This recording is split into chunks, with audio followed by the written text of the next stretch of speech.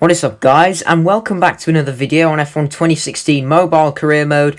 Today we have episode 9 of the Belgian Grand Prix in season 1, obviously in our career mode as Nico Hulkenberg in the Force India. On screen now is a bit of gameplay from the last episode at the British Grand Prix. A fantastic circuit which I love driving at, but it was a lot of pain, let's just say that. Anyway, I don't have much else to say other than please can we get to 200 subscribers? Over 50% of you who watch my videos are not subscribed, and I'd really appreciate it if we could change that. Anyway, with that out of the way, let's jump into the Belgian Grand Prix. Welcome to the Circuit de Spa-Francorchamps, which is the location for today's race. The cars are out on the grid, so let's join the action on the track.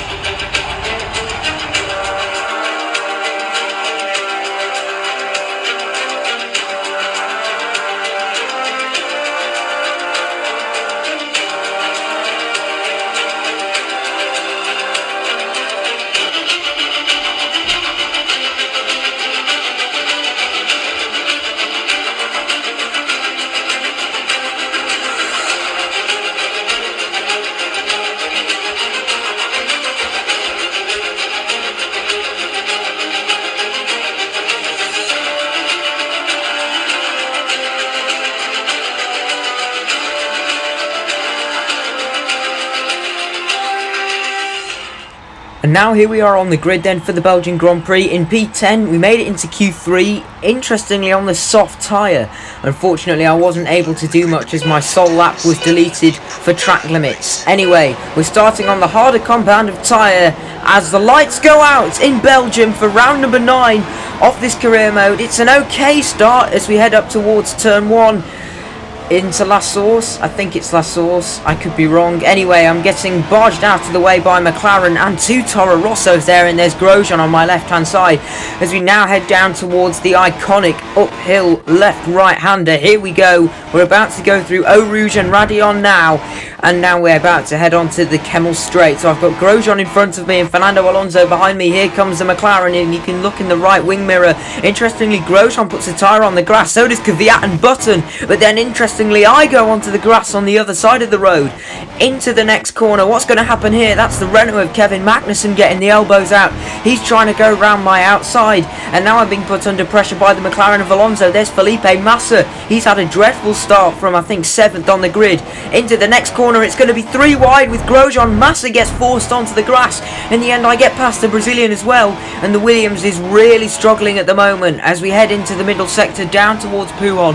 I'm still chasing Grosjean, but the Haas is obviously not quite as good a car as the Force India. However, as we go through Pouhon now, the fact that I'm on this soft tyre is going to mean that I'm not quite as quick as the AI in the first stint, because most of them are going for the super soft. As you cut towards the end of the lap, here we go, into the final bus stop chicane. Grosjean goes deep for some reason. This opens the door and allows me to go round the outside of the Frenchman, a little bit off course, and that is P12 in the Belgian Grand Prix. It's ridiculous, but by the time we reach lap number 3, I'm into P10, and that's because some of the AI have already pitted. So is that a 2-stop or even a 3-stop? But it just indicates the tyre wear on the super soft tyre to be having to pit at the end of lap 2.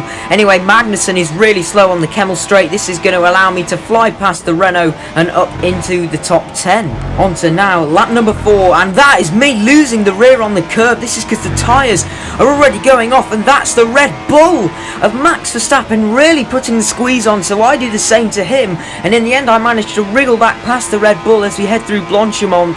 But again, we're only on lap number 4 of only 11, so interestingly this is the longest track on the calendar by far, but that means the shortest race in terms of number of laps and also time.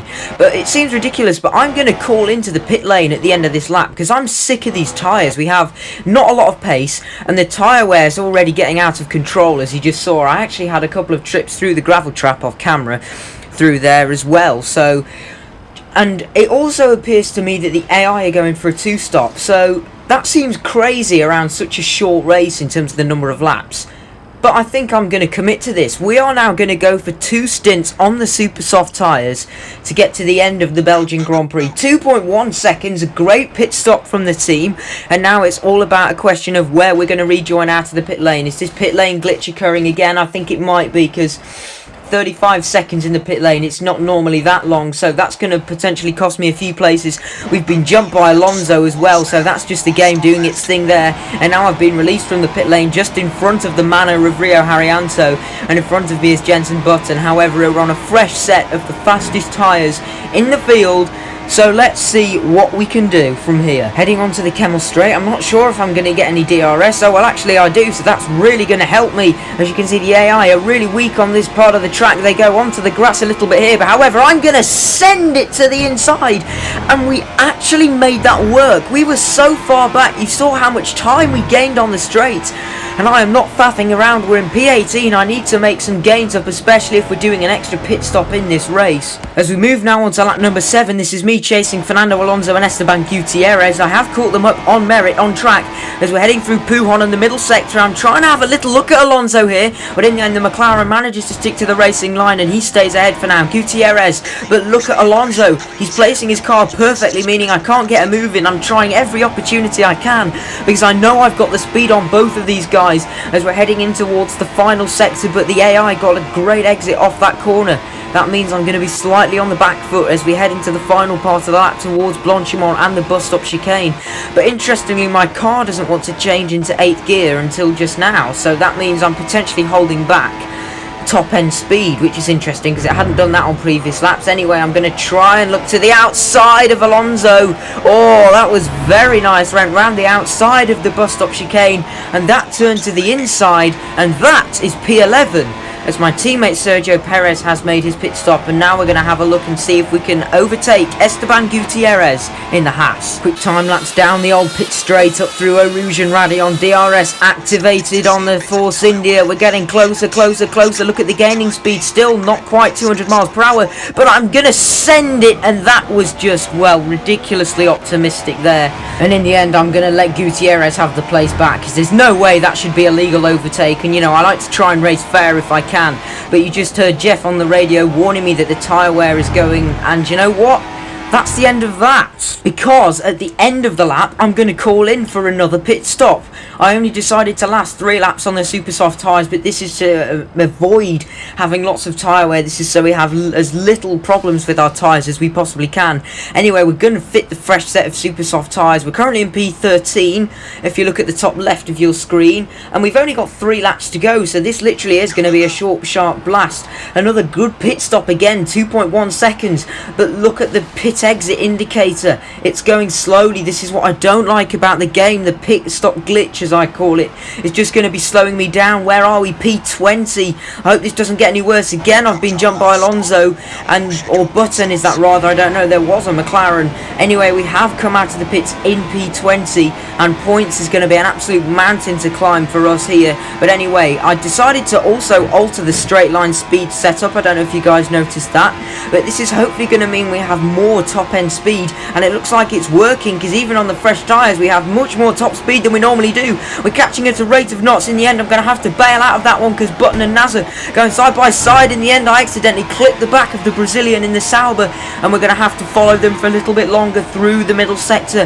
But I want to look and see if I can get past these guys as quick as I possibly can. Again, I'm trying to make myself big in the mirrors of the Sauber, and I'm going to send it to the inside here. Very unorthodox place for an overtake, but I'm getting the elbows out as I want to be as aggressive as possible on this 2-stop, and that is the overtake done and dusted. Following Alonso through the middle sector, we're now gaining on him as we head through Blanchimont. This alteration I made to the setup is going to pay us dividends as we go down the inside through Blanchimont. What a move that was. I had to be brave there to keep my foot on the loud pedal, but I've gone really deep into the bus stop. Oh my goodness, that was close. Oh, that was so close to losing my front wing there. I had to really jam on the brakes. I tried to send it on Grosjean. In the end, I asked too much of the brakes and the car, so unsurprisingly Grosjean gets that place back. But thankfully I am still ahead of Fernando Alonso as we're going again here, trying to see if we can get Grosjean on the run down to the end of the Kemmel Straight. Hopefully with the aid of DRS and obviously my altered setup, this move is going to be much easier. We're on the penultimate lap now of the Belgian Grand Prix, and yeah, as you saw then, that move was very plain sailing indeed, and so was this one on Jolly and Palmer.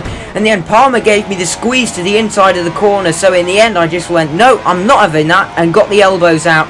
And this is now the final lap of the Grand Prix. I'm catching up to Pascal Wehrlein in the manor. Again, it's going to be DRS down the Kemmel Straight, and we're going to get this move long done before we even get to the braking zone.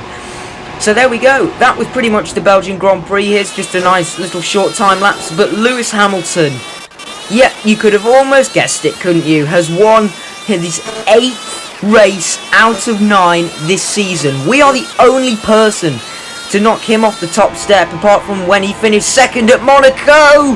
But there we go. We did it again on Marcus Ericsson on the final lap. We caught up to the Sauber, and we're going to go down the inside.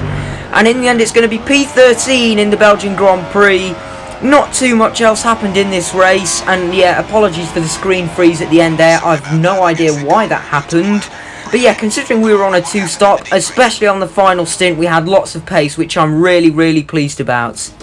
And there's confirmation of the results. Hamilton wins from Vettel and Raikkonen. Rosberg qualified P2. Finished off the podium. I think that's almost certainly championship over for him, considering there's only, what, 6 races to go. But if he doesn't beat Hamilton by, like, if Hamilton doesn't score at Monza and Rosberg wins, then maybe there's still a faint glimmer of hope, because looking at the championship, he's still 120 points behind. Lewis has got more than double points of anyone else. And I actually calculated if he wins at Monza and then at Singapore in round 11, he will be crowned champion. So just look at the standings in the background anyway. We're still P4 in the Constructors, and it's still Sauber yet to score. Imagine that thought, world champion crowned 4 races early in a reduced season. That shows how good Hamilton's been this year. Anyway, thanks for watching. If you enjoyed, please be sure to like, share and subscribe. Please, let's get to 200 subs at the time of recording. I'm only 2 away. It doesn't take much, it doesn't cost anything. But yeah, don't forget to follow me on Instagram and join my Discord. Both links in the description below, and I'll see you guys all next time for Monza. Goodbye.